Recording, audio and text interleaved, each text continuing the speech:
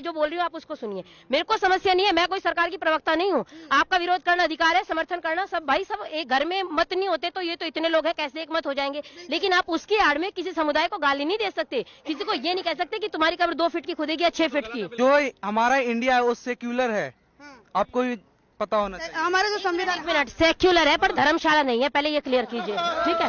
दूसरी बात, एक उंगली नीचे, उंगली नीचे, देखिए उंगली नीचे, ऑर्डर देख के नहीं, ये समझा के बात नहीं होती, बात कीजिए सभ्यता से। 1 मिनट बोलिए, आप बहुत देर से बोल रहे थे, मैं चुप थी, अब सुनिए। 6 नागरिक, आप ये बताइए, पहली बात ननकाना साहिब पे हमला हुआ, ये बोलेंगे नहीं क्योंकि ये कहेंगे अरे हम तो दोनों तरफ हैं, हम नहीं बोलते।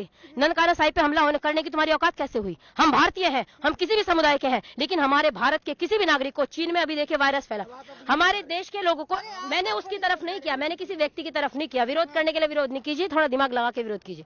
उसने कहा एक वायरस आया तो भारत के लोगों को बुला लिया गया, पाकिस्तान के लोगों की वहां की वीडियो सुनिए उन बच्चों की।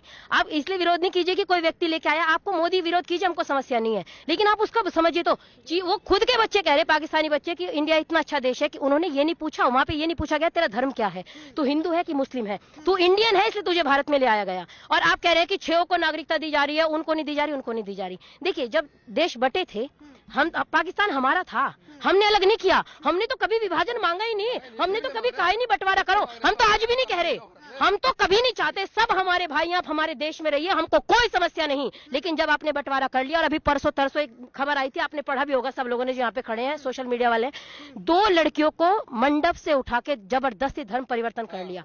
आज आप 1 मिनट, सीए पे आपको समस्या है, आपकी आवाज नहीं खुलती, वो मेरी और आपकी बहनें हो सकती थी, अगर मेरी बहन को कोई मंडप से उठा के ले जाए, हम उसको कच्चा चबा जाएंगे। और वहां पे 2 बहनें उठा ली गई, और ये सीए का विरोध करने वाले एक बार उस मुद्दे पे बात नहीं करते। और अगर आप विरोध भी कर रहे हैं, अगर मीडिया आ रहा है तो आप बात कीजिए ना, एक महिला बात कीजिए ना, फलाने को नहीं नागरिकता दी जा रही। अरे भाई साहब, जब सबको भारत की नागरिकता चाहिए तो बंटवारा क्या कद्दू बनाने के लिए लिया था? बंटवारा घुइयां छीलने के लिए किया था? क्यों बंटवारा किया था? सब रह तो रहे थे, आज ही आ गए।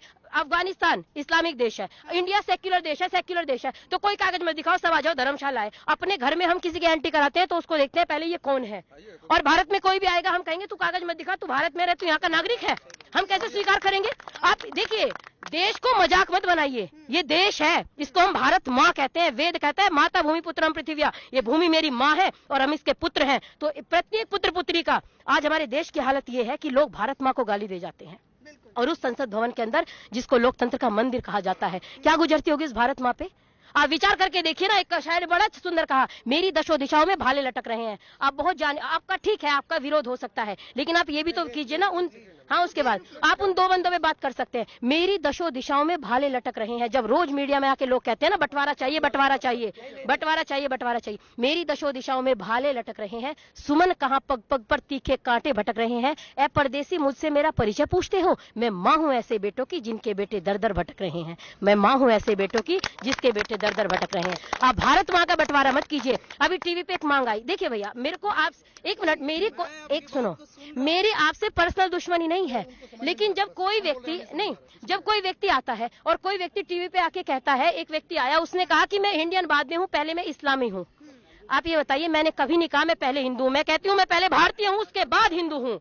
हम हमारी विचारधारा ये है, हम देश को जीते हैं, और लोग कहते हैं तुम्हारे बाप का हिंदुस्तान थोड़ा ही है। अभी आज सुबह में एक वीडियो सुन के आई कि इनके बाप का हिंदुस्तान है क्या? मेरे बाप, अब मेरा बाप जब 21 साल का था आर्मी में भर्ती हो गया था, देश में सेवा करके आए हैं, मेरा भाई भर्ती है, हमारे खानदान में कोई ऐसा नहीं जो फौजी का है। और जो लोग अपने देश को अपनी माँ कहते हैं ना, उनके बाप का हिंदुस्तान है। अगर आपके बाप का हिंदुस्तान होता तो आप सड़क नहीं जला देते, आपके बाप का हिंदुस्तान होता आप बस नहीं जला देते, आपके बाप का हिंदुस्तान होता आप छोटे छोटे बच्चों पे पत्थर नहीं फेंकते, आपके बाप का हिंदुस्तान होता तो आप ये नहीं कहते कि तय करो आपकी कब्र 2 फीट नीचे खोदी जाएगी, जो 6 फीट की। आप विचार करो ना, आप उन पे क्यों नहीं बोलते? आप बहुत संविधान बचाने आए हैं, संविधान बचाने आए हैं, और एक लड़की अगर आपके यहाँ पे घुस जाती है तो आप उसको नहीं करे, बहुत एहसान किया हमने, उसको जिंदा भेज दिया।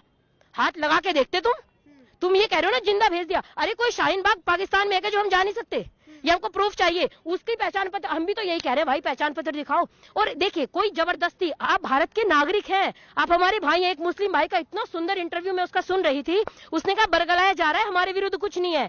मैं ये कहूंगी अपने मुस्लिम समुदाय के भाइयों बहनों से अपील करूंगी, या जिस भी समुदाय के, कि आप आगे आइए और लोगों को समझाइए। अगर कोई परेशानी, आपकी सरकार है, हमारी घर में कोई चीज लागू करते हैं माता पिता, तो हम लड़ते हैं नहीं मम्मी ऐसा नहीं होगा, हम इसको चेंज करेंगे, तो आप भी उसी प्रेम से कीजिए। आप शाहीन बाग रोक के बैठ गए, कितने बच्चों की नौकरी छूट गई।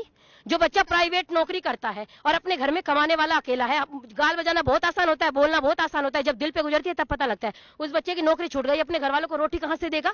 एक जवान लड़के की जब नौकरी छूटती है ना, उसको पूछ के देखिए कितना दर्द होता है। आप उस मुद्दे पे बात नहीं करते। 40 दिन एक रोड बंद कर दी, यहाँ पे हम रोड बंद करके बैठ जाए, अर्थव्यवस्था हिल जाती है एक रोड से। और 50-50 दिन से वो कह रहे हैं दुकान वाले प्लीज दुकान खोलने दो, प्लीज दुकान खोलने दो, हमारी दुकानों का सामान सड़ गया। आप उस मुद्दे पे क्यों नहीं बात करते। हम बिल का समर्थन विरोध करना आपका दायित्व है, आप कुछ भी कीजिए। आप स्वस्तिक का चिन्ह बना रहे हैं, उस पर झाड़ू फेंक के मार रहे हैं। आप कब तक हम सब अपमान सहेंगे। हमारे प्रतीकों का अपमान कर रहे हो। आपने ओम लिखा और ओम पे इतने गंदे शब्द, केरल से वो पोस्टर वायरल हुआ था, आपने पढ़ा होगा। आप विचार कीजिए, ओम को कोई अपशब्द कहे हम कैसे स्वीकार करेंगे। आप हमारे स्वस्तिक का अपमान करें हम कैसे स्वीकार करेंगे। आप राम को रोज गाली देते हम कैसे स्वीकार करेंगे। आप, मेरा निवेदन है, आप उन मुद्दों पे भी बात कीजिए। सरकार का विरोध करना, समर्थन करना सबका अधिकार है। जितने लोग यहाँ पे खड़े हैं, जरूरी नहीं मेरी विचारधारा है, सबकी अपनी विचारधारा हो सकती है, लेकिन किसी भी कम्युनिटी का सम्मान करना ये हमारा भारत कहता है। हम प्रत्येक व्यक्ति को प्यार से रखते हैं। अरे मेरा देश धरती के समुन्नत भाल जैसा है, इसकी पावन संस्कृति शुभ टकसाल जैसा है, और कोई